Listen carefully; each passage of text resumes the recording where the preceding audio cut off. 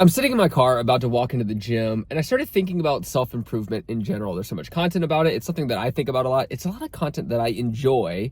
And I thought, what is it? Self-improvement is weirdly building a life where you just stand out of your own way. How do you develop yourself well enough to where you don't constantly trip up when life throws things at you? An easier way I like to think about it is, how do you wake up every single morning excited to live your life? And I think some people are like, that's not what it's about. It's about waking up and grinding, and it doesn't matter how painful it is. But the reason you grind is because it feels good. It's fulfilling for a lot of people. I think a perfect comparison is playing a video game. There are things in my life still today, like a show or something, where I'll get really excited about this thing I get to do. And a lot of people, I think anyone in the world can find a video game where they could play that game for like 1,000 hours. What is it specifically about that game that has you so addicted, and how do you make your life more like that? And I think if you can find anything in life that you can get excited about, then you can get excited about your own life. So self-improvement is building yourself and building a life that you wake up every single morning excited to live. And then I started writing down elements of what makes this possible. What are the things to focus on? What are the things to add, the things to subtract that will actually more likely get you to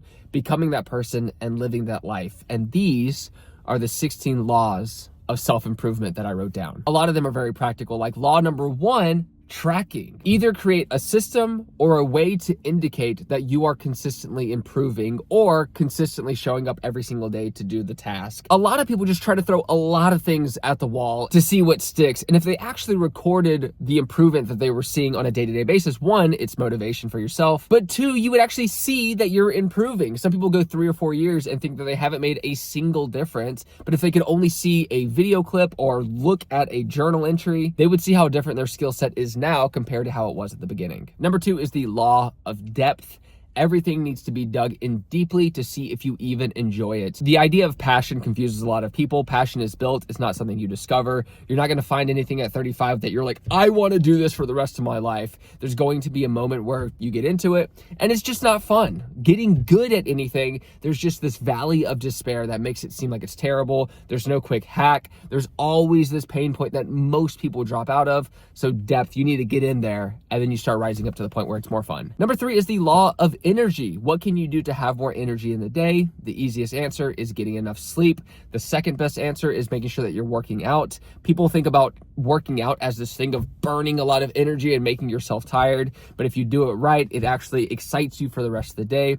It's also momentum. So it's the thing that I do right off the bat. As soon as I'm done hanging out with my kid for the first 3 or 4 hours of the day, I immediately go to the gym to prep me for the rest of the day. It's a momentum builder. Number 4 is the law of friction, and it's about building a system that doesn't require motivation. I still think motivation is fun. I think it's entertainment, but don't let it be the thing that actually gets you to go and do something. The most useful system building tool I found is habit stacking. It's the Pavlov dog effect, where something indicates that you need to be doing the next thing. So every day after hanging out with my kid, it indicates that I need to get coffee, which indicates I need to go to the gym, which indicates that I need to finish my workout. I love my days. A lot of people say that it seems too structured, but the fun is the fun I have in those moments. So with the gym, I actually don't have much of a structure. It's just go in and beat yourself up, and I can do that any way I want. If you give yourself too much freedom, you spend more time thinking about what you should be doing. I want to get in there and then I can play. So my recommendation is habit stacking. Have the thing that indicates the next thing that's about to happen. Number 5 is the law of compounding. This is pretty straightforward. The one who stays in the game the longest is going to get the most reward. This is like putting money into investments. The earlier you do it,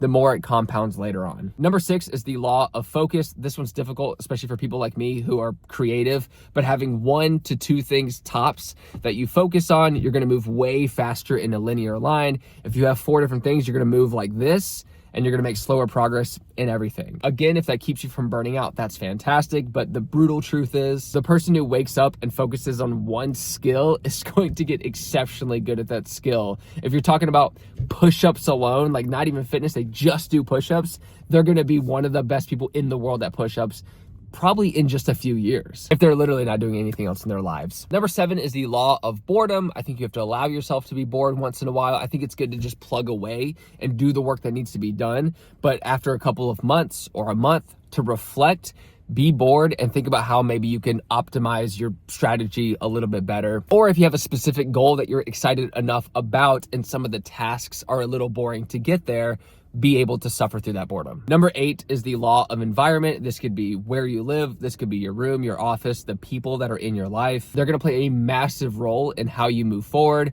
I think if you don't have friends around you that inspire you, that's totally fine. I'm not a huge like dump all your friends today type person. I think a good technique is maybe finding 3 or 4 people online that inspire you and thinking, if I was friends with all of them, would that make sense? What can I do to where that does make sense? What can I contribute? What skills do I have?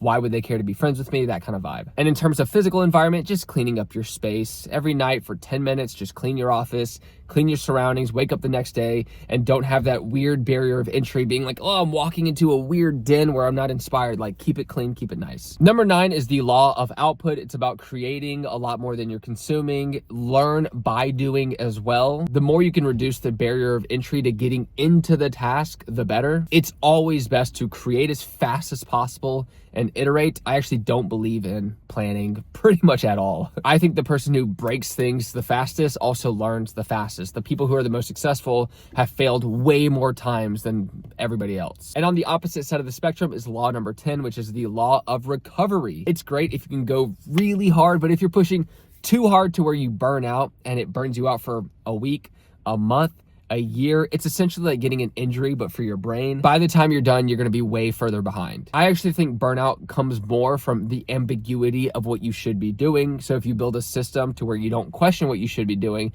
I actually think it's very hard to burn out, even if you're doing a ton of work. Number 11 is the law of identity. I think we spend too much thinking about the person we're trying to become rather than thinking we are that person and we're just trying to fulfill that identity. I remember I was illustrating a lot and designing clothing. I'd been illustrating maybe for 6 years at this point. So I said that I was an illustrator and somebody said, well, that's kind of weird that you would say that. And I thought it's so weird nowadays that you can't even describe what you do without people thinking, well, if it's not your career, then that's not what you are. And that's extremely silly. You don't have to be a professional athlete to be an athlete. You don't need to be a professional artist to be an artist. Don't idolize the thing you want to become. Identify as that person. Number 12 is the law of trade-off. Early on, you'll probably be saying yes to a lot of things coming your way so that serendipity allows you to see which direction is probably best for you. But eventually, a lot of people will ask random things of you. You'll see new opportunities pop up. You might watch a YouTube video that's like, here's a different way where you can make money. And every single yes you have gets rid of something you're already doing. It's the law of equivalent exchange. You can't do something else without sacrificing something you're already doing. This comes down to learning to say no eventually when you have a structure that